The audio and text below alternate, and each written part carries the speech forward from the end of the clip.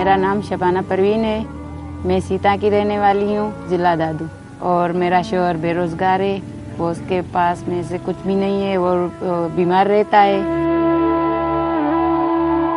बस घर के हालात ऐसे कुछ गुजारा करते हैं हम, मगर हमारा इतना नहीं है कि बच्चों का पेट पालें या उसकी पढ़ाई का खर्चा करें।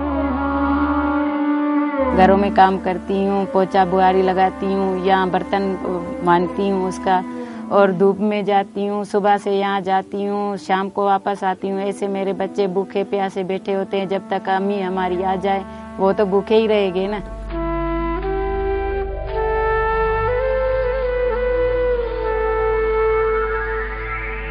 तो यहाँ आए थे कोई सर्वे के लिए, वो हमको एक चिट्ठियाँ लिख कर दे के चले गए। फिर उसके 3 महीने के बाद हमारे लिए वो पेमेंट आ गई। पहले तो मैंने वो अपने बच्चों के लिए वाशरूम बनाया, क्योंकि वो जा रहे थे खेतों में।